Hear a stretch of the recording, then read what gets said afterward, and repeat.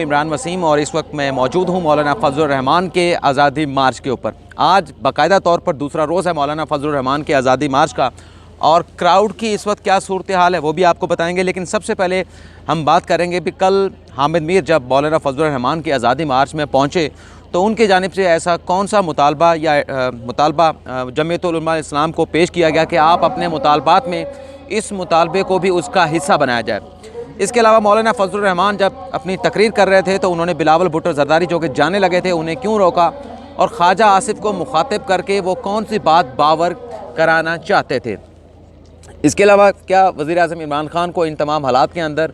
कौम से खिताब करना चाहिए वो भी आपको बताएंगे। लेकिन नाज़रीन, उससे पहले मेरी आपसे ये गुजारिश होगी कि ये जो फुटेज मैंने सुबह यहाँ पर जो शुरा मौजूद हैं वो किस कदर चार्ज हैं और क्या मुतालबा कर रहे हैं मौलाना फजलुर रहमान से और जमीयत उलमा इस्लाम से, वो आप मुलाहिज़ा करें। और उस फुटेज 1 मिनट की फुटेज है, वो फुटेज देखें। उसके बाद दोबारा फिर आपकी खिदमत में हाज़िर होते हैं और अपने प्रोग्राम को कंटिन्यू करेंगे।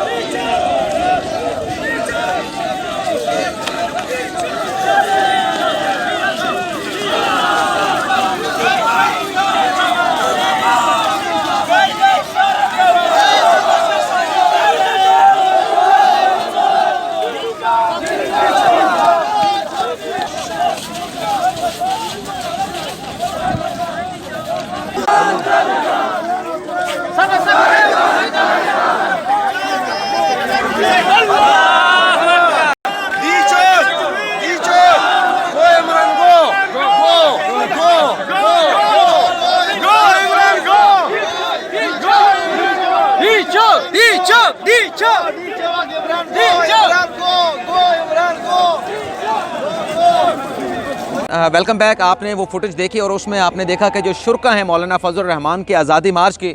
वो सुबह का वक्त है, अभी 11 बजे ये जलसा होना है और सुबह से ही वो मुख्तलिफ ग्रुप्स के अंदर जो है वो यहाँ पर मार्च कर रहे हैं और उनकी जानिब से मुतालबा किया जा रहा है कि हम आगे की जानिब पेशकदमी करना चाहते हैं। और उनकी जो डेस्टिनेशन बताई जा रही है, जो उनके नारों के अंदर है, जो उनकी बातों के अंदर है कि हम डी चौक जाना चाहते हैं, हम वज़ीर आज़म ऑफिस के सामने जाना चाहते हैं, हम पार्लियामेंट हाउस के सामने जाना चाहते हैं। तो नाज़रीन, ये इस वक्त की सूरत हाल है, ये आप ख़ुद भी देखें। ये मौलाना फजलुर रहमान साहब का कंटेनर है, मौजूद है यहाँ पर। ये उनके अंसारुल इस्लाम के जो अपने रज़ाकार हैं वो यहाँ पर मौजूद हैं, और ये शुरा हैं आज़ादी मार्च के। जब हम ये वीडियो बना रहे हैं तो ये भी इस वीडियो को सुनने के लिए यहाँ पर पहुँचे हैं। तो नाज़रीन, बात करते हैं कि कल हामिद मीर जब यहाँ पर मौलाना फजलुर रहमान के आज़ादी मार्च में आए तो उनकी जानिब से कौन सा मुतालबा जो है वो मौलाना फजलुर रहमान के जो जमात के जो वाइस हैं अब्दुल गफूर हैदरी साहब, उन्हें कौन सा मुतालबा जो है वो पेश किया गया कि आपने जो मुतालबा आज हुकूमत के सामने पेश करने हैं तो एक हमारा मुतालबा भी जो है आप अपने डिमांड चार्टर ऑफ डिमांड में शामिल कर लें। हामिद मीर साहब ने कहा वो मुतालबा ये था कि देखें, पाकिस्तान के अंदर जो मीडिया के ऊपर गैर एलानिया जो है वो सेंसरशिप लगी हुई है, मीडिया मुकम्मल तौर पर आज़ाद नहीं है, और एक फ़ोन कॉल के ऊपर या व्हाट्सएप के ऊपर बहुत सारी चीज़ें जो हैं वो उसके ऊपर फ़ैसला साजी जो है वो की जाती है। और फिर हमने देखा कि जब मौलाना फजलुर रहमान अपनी तकरीर करने वाले थे और उस वक्त जो चार्टर ऑफ डिमांड पेश किया गया तो उसमें एक मुतालबा ये भी शामिल था कि पाकिस्तान का जो मीडिया है उसे आज़ाद किया जाए। और उसके बाद जब मौलाना फजलुर रहमान जो है वो तकरीर कर रहे थे तो उन्होंने बिलावल भुट्टो जरदारी जो कि जाने लगे थे उन्हें रोका कि भाई आप मेरी तकरीर के दौरान यहीं पर मौजूद रहें, मैं आपकी मौजूदगी में अपनी तकरीर जो है वो ख़त्म करना चाहता हूं। और ख्वाजा आसिफ जो है वो भी मौजूद थे, उन्हें भी मुखातिब करते हुए जो है वो एक बात कही। वो बात ये थी कि मौलाना फजलुर रहमान ने कहा कि देखें, मैंने 48 घंटों का अल्टीमेटम जो है वो हुकूमत को दे दिया है और वज़ीर आज़म 48 घंटों में मुस्ताफ़ी हो जाएँ। और वज़ीर आज़म अगर 48 घंटों में मुस्ताफ़ी नहीं होते तो नीचे जो ठहरे हुए शुरा है जो बार बार ये मुतालबा कर रहे हैं कि डी चौक वज़ीर आज़म हाउस, तो फिर बात या हालात मेरे कंट्रोल में नहीं रहेंगे, तो फिर ये फ़ैसला जो है वो ये अवाम करेंगे। ये बात करने के बाद उन्होंने ख्वाजा आसिफ को मुखातिब किया और बिलावल भुट्टो जरदारी को, एहसन इकबाल को मुखातिब करते हुए कहा कि मैं ये जो बात कर रहा हूँ कि हालात मेरे कंट्रोल में नहीं रहेंगे, हमें आगे जाना होगा, इस बात का इंदिया दिया। लेकिन उन्होंने कहा कि हम जो भी कदम उठाएंगे वो जो जमहूरी रवायात में जिसकी इजाज़त होगी वो कदम भी हम उठाएंगे, इसके अलावा कोई कदम जो है वो नहीं उठाया जाएगा। और नाज़रीन, आपने सुना था कि मौलाना फजलुर रहमान ने अपनी तकरीर में रियासती इदारों की बात की थी कि हम चाहते हैं कि रियासती इदारे जो हैं वो मजबूत हों, मुस्तहकम हों, आज़ाद हों, लेकिन हम ये भी चाहते हैं कि रियासती इदारे जो हैं वो غیر جانبدار ہونے چاہیے، اور انہوں نے کہا کہ 48 گھنٹوں میں جہاں وزیر اعظم عمران خان کا استعفیٰ آنا چاہیے، وہاں 48 گھنٹوں میں یہ ریاستی ادارے، اور جب ہم ریاستی اداروں کی بات کرتے ہیں تو ریاستی اداروں کا مطلب ہوتا ہے پاک فوج اسٹیبلشمنٹ، تو اس کی بات ہوتی ہے۔ انہوں نے کہا کہ 48 گھنٹوں کے اندر یہ جو وزیر اعظم عمران خان ہیں اس کی پشت پناہی سے یا اس کی سپورٹ سے پیچھے ہٹ جائیں، اور فیصلہ جو ہے وہ وزیر اعظم عمران خان کو خود کرنے دیا جائے۔ اور جب یہ تقریر ختم ہوئی تو اس کے بعد فوری بعد جو DGISPR کے ترجمان ہیں میجر جنرل آصف غفور، ان کی جانب سے جو ہے وہ ایک بیپر دیا گیا، ایک ٹیلی ویژن چینل کے اوپر ایک بیان سامنے آیا کہ، اور بلکہ مولانا فضل الرحمان کی اس بیان میں تعریف کی گئی کہ بڑے زیر سیاستدان ہیں اور وہ سمجھتے ہیں کہ اپنی بات کو کس طرح سے اداروں تک کنوے کرنا ہے، لیکن انہوں نے کہا کہ وہ جو جمہوری حکومت ہے وہ اس کے ساتھ ہیں اور ہر جمہوری حکومت کے ساتھ ہوتے ہیں، اور مولانا فضل الرحمان کا جو مطالبات ہیں یا مولانا فضل الرحمان کے جو تحفظات ہیں، وہ جو ریاستی ادارے آزاد ہیں، الیکشن کمیشن ہے، سپریم کورٹ ہے، عدلیہ ہے، تمام ادارے موجود ہیں، اگر الیکشن میں کہیں دھاندلی ہوئی ہے تو وہاں پر جا کر جو ہے وہ رجوع کیا جائے، اور انہوں نے کہا کہ فوج نے اگر الیکشن میں اپنا کردار ادا کیا ہے تو وہ ایک آئینی اور قانونی کردار تھا۔ یہ جب ڈیولپمنٹس ہوئی ہیں تو پھر اس کو رات گئے مولانا فضل الرحمان کے اپنے گھر کے اوپر، جو بلاول بھٹو زرداری تھی، بلاول بھٹو زرداری تھے، مسلم لیگ نواز، پیپلز پارٹی اور دیگر اپوزیشن جماعتوں کے جو رہنما تھے، ان کا ایک اجلاس جو ہے وہ بلایا گیا، اور ہم نے آپ کو اپنی ایک پہلی ویڈیو میں بھی بتایا تھا کہ مسلم لیگ نواز اور پاکستان پیپلز پارٹی اس بات پہ متفق ہیں کہ مولانا فضل الرحمان جب یہاں پر اپنا آزادی مارچ لے کر پہنچیں گے تو وہ ان کے جلسے میں جو ہے وہ خطاب ضرور کریں گے، شریک بھی کریں گے، لیکن اختلاف اس حد تک موجود تھا کہ یہ سیاسی جماعتیں جو ہیں وہ اس بات پہ اتفاق نہیں کر رہی تھی کہ اگر مولانا فضل الرحمان یہاں سے آگے جاتے ہیں پارلیمنٹ کی طرف یا اپنا ڈی چوک کی طرف تو وہ پارلیمنٹ کا گھراؤ کرنے کے سلسلے میں مولانا فضل الرحمان کی جو ہے وہ حمایت نہیں کریں گے، تو یہ اختلاف موجود تھا۔ لیکن کل جب مولانا فضل الرحمان نے یہ بات کی تو اس کے بعد یہ سیاسی جماعتیں جو ہیں وہ پھر تھوڑی سی اپنے پاؤں کے اوپر لڑکھڑائیں، کیونکہ ہم نے جلسے میں تو شرکت کر لی ہے لیکن اب مولانا فضل الرحمان جو ہے وہ آگے جانے کی بات کر رہے ہیں، تو اس لیے یہ رات گئے اجلاس بلایا گیا، اور اس کے تناظر ایک یہ بھی تھا کہ DGISPR کا بیان سامنے آ چکا تھا، تو اس میں بہت ساری باتیں ہوئیں جس میں اپوزیشن جماعتوں کی جانب سے مولانا فضل الرحمان کو کہا گیا کہ ہم نے تو جو ساتھ دیا تھا وہ اسی حد تک تھا کہ آپ کے جلسے میں شریک ہوں گے، لیکن اب آپ بات جو ہے وہ آپ ڈی چوک جانے کی بات کر رہے ہیں، آپ کے شرکا وزیر اعظم ہاؤس تک جانے کی بات کر رہے ہیں، تو یہ بہت خطرناک سٹیپ ہو سکتا ہے اور اس کے ریپرکشن جو ہیں وہ کافی جو ہے وہ نقصان دہ ہوں گے۔ اور اس کے بعد پھر جب یہ میٹنگ ہوتی رہی تو اس میں یہی فیصلہ ہوا کہ جو رہبر کمیٹی ہے جس میں اپوزیشن کی جو جتنی بھی جماعتیں ہیں ان تمام کی شمولیت ہے، تمام کی نمائندگی ہے، تو آئندہ کا لائحہ عمل کیا ہوگا اس کا فیصلہ اب رہبر کمیٹی کرے گی۔ دوسری جانب ہم نے اپنی پہلی ویڈیو میں آپ کو بتایا تھا کہ وزیر اعظم عمران خان نے کہیں بات کی ہے کہ اگر حالات بہت زیادہ سنگین ہوئے وہ استعفیٰ نہیں دیں گے لیکن اسمبلیاں توڑ کر عوام کی عدالت میں ضرور جائیں گے، لیکن کل گلگت بلتستان میں عمران خان نے خطاب کیا اور وہاں پر بھی اوپنلی انہوں نے بات کی، لیکن میں نے جو بات کی تھی وہ کسی ایک جگہ کے اوپر بیٹھے ہوئے چند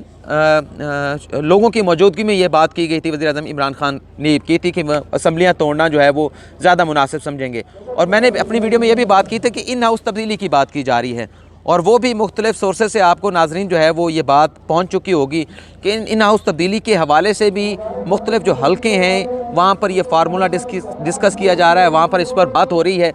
کہ اگر استعفیٰ نہیں آتا تو کس طرح سے یہ معاملات جو ہے وہ کنٹرول کیا جائیں، کوئی ان ہاؤس تبدیلی لائی جائے، اور یہ بات چیت جو ہے وہ اپوزیشن کے درمیان زیادہ چل رہی ہے۔ اور اب دیکھنا یہ ہے کہ جو موجودہ حالات ہیں، جو ڈیمانڈز کی گئی ہے مولانا فضل الرحمان کی جانب سے، کیا وزیر اعظم عمران خان جو ہے وہ قوم سے خطاب کرتے ہیں، اور خطاب کرتے ہیں تو قوم کو اپنے خطاب میں کس طرح سے اعتماد میں لیتے ہیں۔ لیکن آج وزیر اعظم عمران خان نے اپنا کور کمیٹی کا اجلاس جو ہے وہ بلایا ہے، اور کور کمیٹی کے اجلاس میں موجودہ جو تمام سینیریو ہے، جو حالات ہیں، جو آزادی مارچ یہاں پر پہنچا ہوا ہے، اس تمام معاملے کے اوپر جو ہے وہ گپ شپ جو ہے وہ کی جائے گی، ان تمام معاملے پر جو ہے وہ غور کیا جائے گا۔ اب ناظرین، جیسے میں نے آپ کو پہلے بھی بتایا تھا کہ کھچڑی ضرور پک رہی ہے، بہت سارے چیزیں جو ہیں وہ پس پردہ چل رہی ہیں جو میڈیا کے اوپر نہیں ہیں، جو میڈیا پر ڈسکس اس طرح سے بھی نہیں کی جا سکتی کیونکہ اس میں بہت سے ایسے سورسز انوالو ہوتے ہیں جسے آپ ڈسکس نہیں کرنا چاہتے، لیکن ایسی چیزیں ہیں جو خوش آئند نہیں ہیں، جو آپ کہہ سکتے ہیں کہ دونوں جانب کے لیے، اپوزیشن کے لیے اور حکومت کے لیے جو ہے وہ بہت بڑے کوسچن مارک ہیں، بہت زیادہ خطرناک ہو سکتی ہیں۔ جہاں تک یہ شرکا کی بات ہے تو یہ شرکا جو یہاں پر آئے ہوئے ہیں ہم نے آپ کو بتایا تھا کہ کل بہت بڑا شو تھا مولانا فضل الرحمان کا، اس میں میڈیا کے اوپر بہت ساری باتیں ہوتی رہیں کہ 10,000 تھا، 12,000 تھا. تو چلیں 10,000 12,000 کی اگر بات کر لیتے ہیں تو یہ وہ لوگ ہیں جو اپنے ساتھ آلو کی، پیاز کی، چینی کی، چاولوں کی اور ساتھ میں چائے وغیرہ کا مکمل سامان جو ہے وہ ہفتے ڈیڑھ ہفتے کا اپنے پاس لے کر آئے ہوئے ہیں. اور مولانا فضل الرحمان شاید اتنے ایکسائٹیڈ نہیں ہوں گے آگے جانے کے لیے جتنے یہ جو شرکا ہمارے ارد گرد بیٹھے ہیں. یہ بہت زیادہ ایکسائٹیڈ ہیں کہ ہم نے ڈی چوک کی طرف ہی جانا ہے، ہم نے وزیر اعظم ہاؤس کی طرف ہی مارچ کرنا ہے. اور اگر اسلام آباد پولیس کی بات کرتے ہیں تو جب یہ معاہدہ اب ختم ہو چکا ہے، کیونکہ باقاعدہ طور پر اناؤنسمنٹ نہیں ہوئی، لگ یہ رہا ہے کہ یہ آگے کی جانب پیش قدمی کریں گے. اور اس اعلان کے بعد جو راستے جانے والے ہیں پارلیمنٹ ہاؤس کی طرف یا ڈی چوک کی طرف، وہاں پر رکاوٹیں کھڑی کرنا جو ہے وہ شروع کر دی گئی ہیں کہ تاکہ یہ جو لوگ ہیں شرکا ہیں اگر یہ آگے کی جانب بڑھتے ہیں ڈی چوک کی جانب تو اس کی پیش قدمی کو روکا جائے اور انہیں یہاں پر جو ہے وہ آگے بڑھنے سے جو ہے وہ روک دیا جائے مکمل طور پر. لیکن ناظرین صورتحال یہ ہے کہ حکومت کی جانب سے جو پولیس ہے ان کی جانب سے جو بجٹ مانگا گیا تھا وہ بجٹ بھی فراہم نہیں کیا گیا. اور جو شرکا ہیں ڈی چوک میں جو یہاں پر بیٹھے ہیں مولانا فضل الرحمان کے اس آزادی مارچ میں، ان کی اگر ہم ایج دیکھیں، ان کی عمر دیکھیں تو یہ سارے نوجوان لوگ ہیں، زیادہ بڑی عمر کے لوگ نہیں ہیں. اور اگر ہم دوسری طرف اسلام آباد پولیس کے لوگوں کو دیکھتے ہیں، اور باقاعدہ یہ کمپیریزن آئی جی پولیس کی جانب سے ایک فورم کے اوپر پیش کیا گیا تھا کہ ہمارے پاس کیپیسٹی اتنی زیادہ نہیں ہے کہ اگر 15 سے 20 ہزار سے زیادہ لوگ ہوں تو ہم انہیں روک سکیں. اور ان کی جانب سے یہ باقاعدہ ایک کیلکولیٹڈ جو ہے وہ بریفنگ دی گئی تھی کہ ہمارے پاس جو لوگ ہیں، جو پولیس افسران ہیں، ان کی عمریں جو ہیں وہ کافی زیادہ ہیں. وہ 2 سے 3 گھنٹے تک جو ہے وہ مزاحمت کر سکتے ہیں شرکا کے سامنے اگر کوئی لوگ پارلیمنٹ کی طرف جاتے ہیں، ڈی چوک کی طرف جاتے ہیں، لیکن 2 سے 3 گھنٹوں کے بعد وہ مزاحمت کے قابل نہیں رہتے، وہ تھک جاتے ہیں، ان کی ایج کا تقاضا ہے. لیکن یہ جو شرکا یہاں پر موجود ہیں یہ 25 سے 26 ہزار تک ہوتے ہیں، تو ہم بالکل انہیں نہیں روک پائیں گے. تو ناظرین یہ صورتحال ہے کہ اگر یہ آگے کو بھی جاتے ہیں تو پولیس کے پاس کیپیسٹی نہیں ہے، نہ ان کی اتنی ٹریننگ موجود ہے. اور جب ہزاروں کا مجمع پولیس کے سامنے ہوتا ہے تو پھر یہ جو لا انفورسمنٹ جو ایجنسی ہوتی ہیں، قانون نافذ کرنے والے ادارے ہوتے ہیں، تو یہ بھی بڑے محتاط ہو جاتے ہیں، یہ دیکھتے ہوئے کہ یہ ہمارے اپنے ہی پاکستانی لوگ ہیں، ٹھیک ہے ان کے مطالبات ہیں، جائز ہیں، غلط ہیں، درست ہیں، جو بھی ہیں، لیکن وہ کسی نہ کسی طرح سے پیچھے ہٹ کے انہیں آگے جانے کے لیے راستہ دے سکتے ہیں. تو اب